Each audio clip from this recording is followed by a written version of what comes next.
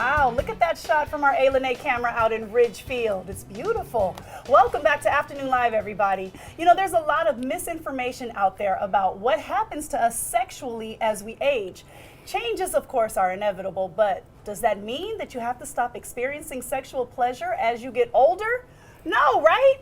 Okay, so here with the myths that we're going to dispel and also help us get on the right track, we welcome back certified sex therapist Megan Meganson. That's a lot. It's a lot. These myths are out here about getting older and our sexuality. Yeah. What's up with that? I mean, we live in a very ageist society, right? We are not kind to people as they get older. And I think that kind of starts the misinformation that's spread about the connection between aging and sexuality. Okay. So I have 5 myths for us today to unpack, and let's just set the record straight. Let's do it. So the first myth is that women stop being sexual when they enter menopause. Okay, so there's no truth in that at all? There's no truth in that at all, right? Good. It is, right? Yeah. That's good news. Yeah, we're getting there.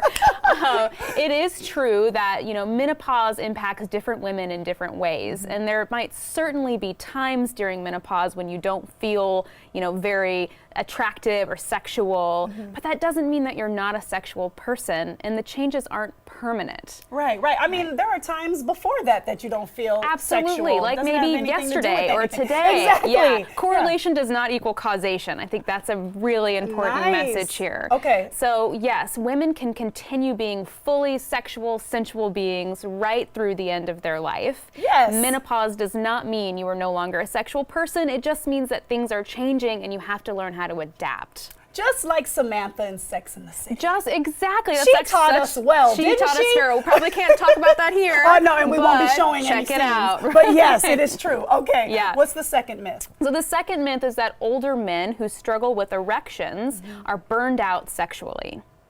Oh, I hadn't heard that one. This is a big one, right? Especially, you know, men get this message and they internalize it. If I start struggling with erectile dysfunction, it must mean I'm done.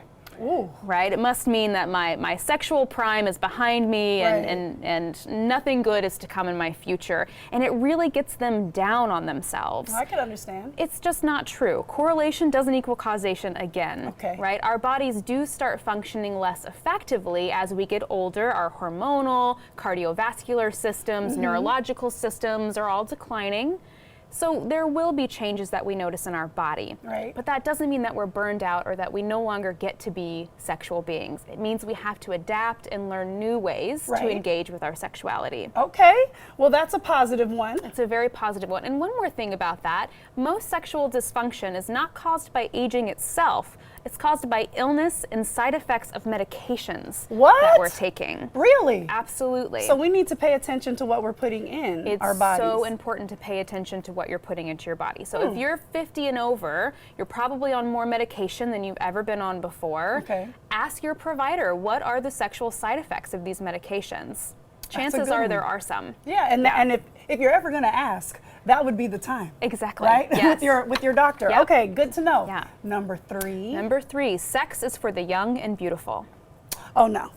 Not true. No, I don't believe that Big one. no. But if we look at what's on TV, what's showing at the movies, what's in magazines, right? Sexuality, it's painted by people who are young and attractive and fit. Right. And as you get older, if you're looking at yourself and your body in the mirror and you don't measure up to the 24-year-old in the magazine, you might feel bad about yourself. Oh. And if you start talking to yourself in a negative way, if you start saying, I'm not attractive anymore, my body's not sexual anymore, then you will notice a decline in sexual desire and just a restriction around your own openness to experiencing sexuality. So self-esteem is the key. Right, so you have to get even your head space needs to be together. Your head space has to be together. Okay. Right, so this is all about self-esteem and confidence. If you can feel really good about your body as you get older, you will continue being a lively sexual person until the very last day you're on this earth. Okay, I like the way that's going. Absolutely. All right. Next. So myth number 4 is that it's usually the woman who stops being sexual in her relationship. That's not true? It's not true. Really? It's true. So we're talking about heterosexual relationships for a moment. Right. Lots of research looks at, for couples who have a no-sex marriage in their later years, who started it? Most of the time, it's the men who pull away from sex, who stop initiating sex, and it happens around the time they begin to experience erectile difficulties. Really? There's so much shame and embarrassment. Yeah. That belief that they must be burnt out sexually, so they kind of go inward and stop reaching out to their partner. That is so not what television tells us. I know, yeah. This is a big one. I see this in my office all the time. The woman shows up, and we're talking, 55 plus. The woman shows up and she has high desire for sex. She wants to be sexual in a way she's never wanted to be sexual before. Okay. But her male partner has withdrawn. Wow. That's mind-blowing. I'm It glad is. you're telling the truth. Yeah. Today. Yes, okay, me and too. last but not least. So the last is that older people no longer need sensuality and intimacy. Yeah, no, I don't think I'm buying that. I don't buy it at all. But our society really does treat people, the older we get, the more isolated you become. Yeah. Right? Loneliness is an epidemic among our older adult community in this country. It's very, very sad, and it really has to do with this whole system we create that reiterates the message that once you're old, you're done. You're not worth anything anymore. You don't need such sensuality and eroticism and connection. Well, basically that we don't even need you. We don't need you anymore. Oh, I don't like that. I don't either, and it's not true. We are sensual beings until the day we die. I love that. Well, I want to die trying. How Please about you? do. Let's do it together. Okay. Thank you so much. You're welcome. This is good. Okay, you guys, we're going to have all this information and more about Megan for you on our website at katu.com. Now, coming up next, today is tax day, and we are breaking down what you need to know about your mortgage and tax deductions. So don't go away.